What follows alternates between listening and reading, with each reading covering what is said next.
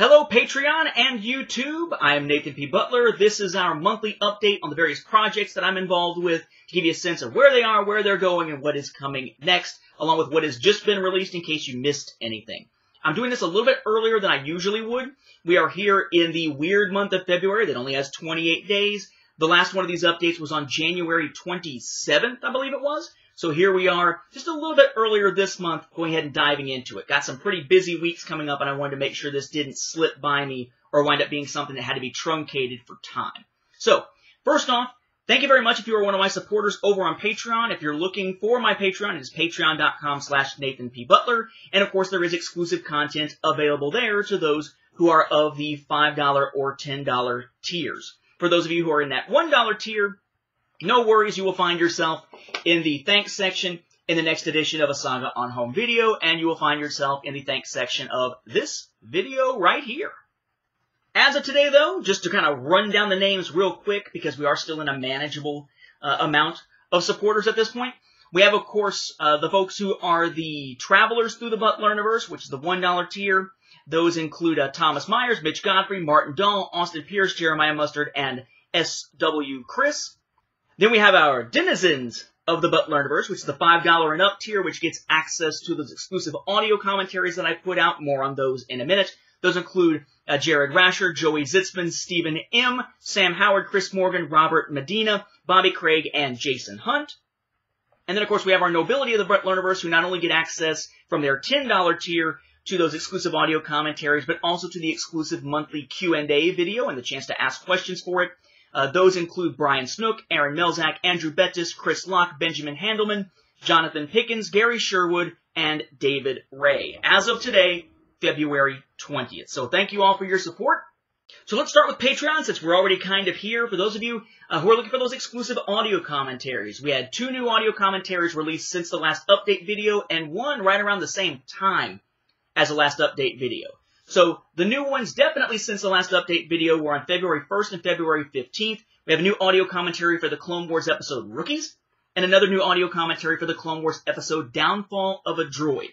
Right around the same time as the last update was going up, we also had an audio commentary put up for Forces of Destiny Volume 2. So if you're looking for exclusive audio commentaries, they're all over there on the Patreon. We also, of course, had the exclusive Patreon Q&A using any questions gathered from January 2018, which was released on February 7th for that Nobility of the Butler universe tier. Outside of that, one thing that I did mention previously was that I had a chance to write an essay for another upcoming book that is looking at a sci-fi franchise. I do have information I can finally share about that. The book is entitled The Cyberpunk Nexus, Exploring the Blade Runner Universe. I had a chance to write an essay that basically focuses in on questions not answered and questions not asked. So the first part of the essay is kind of about the questions that were answered that we weren't really asking much. When it comes to those little shorts, like the Blackout short that basically gives us some information about the Blackout that we really weren't necessarily asking, but that helps flesh out the universe a little bit. And that it also goes into, in its second half, essentially, a bit about how we didn't really get an answer as to whether Deckard is a replicant or not, and whether or not that has any bearing on the film, and whether it should have been answered in the first place. So again, that book will be coming out later this year for those who are interested in it. Again, it's called The Cyberpunk Nexus, Exploring the Blade Runner Universe. It is edited by Joe Bongiorno and Lou T-Bone Tambone. As for the Star Wars Timeline Gold, I am finally getting a little bit more progress in now that I'm past the hump of the suckage, so to speak, which is basically meaning that I finally finished summarizing this piece of garbage. Legends of Luke Skywalker. Every once in a while you'll run into something, and when you're working on a timeline or trying to summarize something or trying to add notes from something, when you're a timeline guy like I am, you'll run into a situation where you have a source that you're trying to summarize or get information from that is just so bad or so much of a slog that it makes you not only work more slowly, but it makes you more reluctant to even work on it at all. Like, I've got some free time. I think I'm going to sit down and work on the timeline. Where am I on the timeline? Oh, I got to finish doing Legends of Luke Skywalker. Screw it, I'm going to do something else. It's that bad of a book in most respects. It also is one of those things that was very frustrating because this is a book that doesn't have a lot of concrete chronological references in it, and when it does, the references don't necessarily make sense with itself. So the way I wound up having to approach this, the first thing that I had to do was figure out a framing story time, and I went ahead and just assumed that the framing story was around the time of The Last Jedi, because presumably if it's Journey to the Last Jedi and the characters are going to Canto Bight, I guess we're probably meant to believe that they're there while everything's happening on Canto Bight in the film. Maybe, but it's never pinned down or ever said officially or anything. And then I pinned down, of course, as many of the little flashback tales as I could, like the one that happens during Return of the Jedi that's so fucking stupid about the lugubrious moat and how Luke wasn't using the Force. It was like a flea whispering in his ear. And some of the other stories that actually give you a specific date, those are pinned down. The rest of them, we have no dates for, so it was going to be just guesswork, basically. And what finally was the straw that broke the camel's back, or the Eopie's back, perhaps, was there's a story here called Fishing in the Deluge, and it's actually kind of long. And you think they're giving you chronological information that could actually help you place it. No, they're really not. Basically, you've got a character who in the flashback story is 12. Okay, Aya is 12. And in the present, which is probably around the time of The Last Jedi, who the hell knows? In the present, we have a character named Teal. Teal is 15. But we also have a stowaway named Flux. And the stowaway is strongly hinted to actually being Aya from Fishing in the Deluge.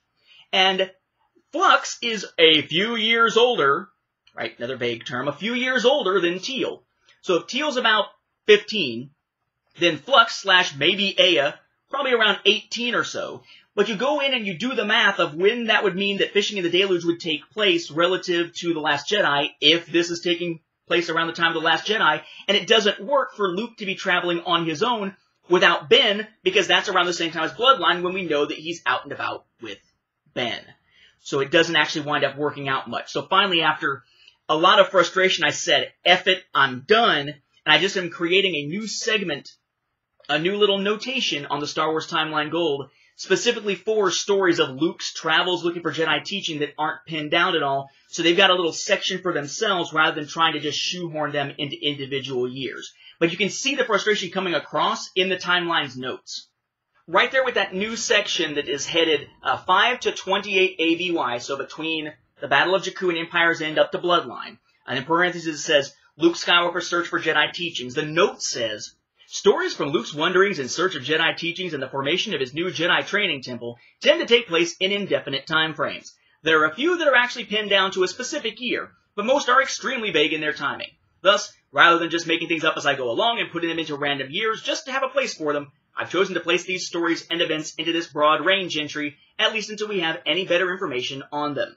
In parentheses, then it says, if you want to blame someone for the need for a section like this, blame those who continue to write and or approve stories for the story group's new canon that aren't even remotely pinned down chronologically. There is also a note with the summary for the tale of the lugubrious moat from the book, which of course is the Kowakian mole flea that supposedly gives Luke all of those ideas. The note for that summary says, I read this story once, then I read it again to summarize it. I could feel my brain cells dying both times. Not very positive on the book. When it came to working on the timeline, starting to summarize this, the effect that it had was kind of like if I was in the Olympics and I was going to be doing some, I don't know, some of that ice skate dancey stuff. This would be the equivalent of giving me a migraine before I went out to dance. And breaking both of my knees. And probably taking a sledgehammer to every one of my toes. It was that disruptive to my ability to work on the timeline and actually make any friggin' progress whatsoever. Now that I'm done summarizing it, though, thank God I'll never have to read this garbage again. Now I can move on to summarizing other things. And I've gotten into stuff like Canto Bight and some of the new comics and such. So there is progress being made, and the biggest roadblock for the Star Wars Timeline Gold right now is finally out of the way. I hope we don't get any more stories like that. I would also note for the Star Wars Timeline Gold that you can probably expect the next edition to actually be probably around August of this year instead of October. It's been coming out in October for the last couple of years because I put it out on its anniversary, particularly when we're dealing with, for instance, an anniversary that's like, the halfway point of my life, like we had with its 18th anniversary on my 36th birthday and that sort of thing. Last year it came out on October 17th because that was its 20th anniversary as a project. There are things going on kind of behind the scenes here in the Butler household. I'll be able to tell you about probably next month's update, but not yet. that is going to require me to probably shift some stuff a little bit so that I don't have as much on my plate around September or October or so. So I'm going to shift it up a little bit and plan on trying to get the new edition of the Star Wars Timeline Gold out probably in late July, early August, more than likely. As for podcasts, of course, I am involved in 2 regularly, plus I've got one that I've been involved with a little bit more recently as a guest and as a contributor. So first off, Cloud City Casino, which I host with Michael Morris, which is about Star Wars in gaming, so Star Wars video games and tabletop games and stuff like that. We recently, on February 13th, had the release of episode number 78 of Cloud City Casino, focusing on the Battlefront 2 campaign DLC, focusing on the solo trailers, and things like the various loot crate type updates that we've gotten for Battlefront 2. Then we have Star Wars Beyond the Films, which I host with Mark Hurleman. You can find both Star Wars Beyond the Films and Cloud City Casino over at StarWarsReport.com. We just recently had the release of episode number 231 of Star Wars Beyond the Films, which is the 3rd part of our 2017 year in review looking at the games. So again, video games and tabletop games, but it's me and Mark talking about it kind of from a higher level perspective, kind of a bird's eye view type perspective. If you missed it right before the last of these update videos, we also had the release of episode 230, which was looking at the comics of 2017. We'd already done a books episode before that. The episode on the other stuff, which is basically TV, home video, movies, and conventions, all that is in episode 232, which should be out fairly soon after this update video is released. I've edited it, except for adding the music in. I send it off to Mark. He then needs to just add the music and then put it up whenever he's ready to post it. So keep an eye out for that. Again, StarWarsReport.com. But I've also been active as a participant over the years from time to time as a contributor for Star Wars Action News, usually when they do their year-in review stuff. And yes, they put up their year-in review looking back at 2017, and I had the distinct pleasure of joining Brock again for this year's year-in review on publishing. So if you check out Star Wars Action News over at swactionnews.com and look at episode number 500, that's the one that's their year-in review looking back. And that's the one where you'll find me and Brock talking about Star Wars publications in kind of a big picture perspective there for part of that episode. Then in the very next episode of Star Wars Action News, episode number 501, I was actually an interview subject. Arnie Carvalho, one of the hosts, brought me in to talk extensively about Star Wars home video and my book, again, A Saga on Home Video. So, episodes 500 and 501 of Star Wars Action News do have some relevance for those who are following this channel if you're looking for more stuff in which I am featured, just not necessarily stuff that I was the one producing. All right, and finally, let's talk YouTube. What is out there? What's going on at the moment? Well, since the last update, we had some new episodes of From the Star Wars Home Video Library. We had episode number 141, which is about the UK reissues of The Force Awakens and Rogue One from 2017. Then we took a look in episode number 142 at the so-called Expert Guide book that you could get by picking up The Force Awakens in the UK back when it was originally released at Tesco stores. Then we had episode number 143 where we looked at the original 1984 pre-order forms, the little pamphlets for The Empire Strikes Back. And then after a long trip from China to the UK and from the UK to me here in the US, episode number 144 finally looked at the Rogue One Blue Fans Steelbook one-click set, which is that beauty up there. So, several new episodes of From the Star Wars Home Video Library, and of course, right around the time that this update video is coming out, there's also an intermission episode for From the Star Wars Home Video Library talking about the different finally announced releases for The Last Jedi on home video, so you can sort of plan ahead for what you want to buy. Yes, there will be episodes featuring all those products, of course, but right now it's just, hey, here's what they've announced in case you want to plan your buying. We've also had some new Star Wars Armada coverage with looks at the Chimera expansion pack and the Profundity expansion pack as 2 separate videos. Then for Imperial Assault, we looked at the Mos Eisley Back Alleys skirmish map.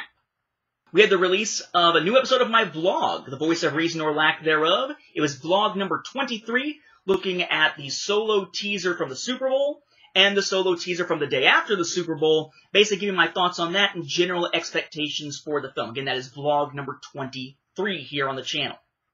For those who are interested in live streams, did some new PSVR live streams and then one non-PSVR live stream recently. On the same day as the last update was released last month, we had a quick live stream for PlayStation VR of The Inpatient. And then on February 13th, we had 3 different PlayStation VR live streams. Let's Plays for Knockout League, Pinhead Arcade, and Sprint Vector. And then just yesterday, February 19th, we finally had the return of the Star Wars Battlefront live stream podcast with episode number 86, looking at patch 1.2 for Battlefront 2, including the Jetpack Cargo mode, which was the main mode that I was playing throughout that stream. And for those who are interested in tabletop games and card games and things like that, we had the triumphant return with a lot of episodes, because honestly, as I record the episodes, I'm able to throw the packaging away and condense things down, so I'm trying to get through them to just clear out some space. We finally had the return of Nate's favorite deck building games with episodes on the DC deck building game. We had episodes basically covering the Crisis expansions, the crossover packs, the Rivals set, Confrontations, the Multiverse box, lots of stuff for the DC deck building game, and the beginning of a new sort of sub-series of Nate's favorite deck building games focusing on the Marvel Legendary stuff, with 3 episodes of that out, covering the releases from 2012, 2013, and so far all but the Big Villains pack from 2014. So lots of new content for that if you're looking for deck building game stuff. As for what's ahead, I plan to record more of the Patreon commentaries soon. I've recorded up through Bombad Jedi in chronological order, so I'm going to knock out a few more of those so I can always be a little bit ahead of releases, of course, for the Patreon. You get 2 of those each month for that $5 and up tier. Early in March, I'll be recording. It's going to probably have to be before the 7th because I'm getting some dental work done. I'll be recording the next Patreon exclusive Q&A for that top tier of Patreon supporters, the $10 and up tier. That's going to be interesting because we do have some new people asking questions who haven't asked questions before for those, which will be pretty cool. As for upcoming episodes of things for the YouTube channel, definitely more of Nate's favorite deck building games to knock out some more of Legendary. You probably can expect to see a new episode, hopefully within about the next 2 weeks, from the Star Wars Home Video Library, looking at the CBS Fox non-drawer case release of The Making of Star Wars and SPFX The Empire Strikes Back on VHS.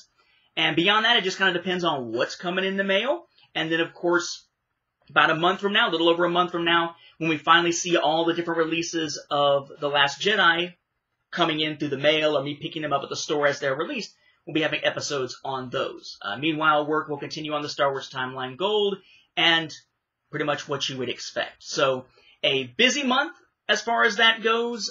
Lots of stuff added to the channel here. For what it's worth, for those who are curious, if you count the stuff that is unlisted, like the Q&A videos for Patreon that are just for those specific supporters, we're at about 1,029 videos on my YouTube channel as we speak, which is a hell of a lot. Quite a bit. And I don't even want to count the number of podcast episodes I've put together since 2008, so good stuff all around there. As always, if you have questions, thoughts, or anything, feel free to drop them into the comments. Otherwise, there will be eventually another Q&A, but that's probably not going to be until a little bit later on in the year. If you want to engage in a Q&A prior to that, there are those monthly exclusive Q&As for the Patreon if you want to get involved with that. There will be another one. Just right now, there's not the time to get another regular Q&A in just yet. I'm thinking probably May will be the time when that finally comes around.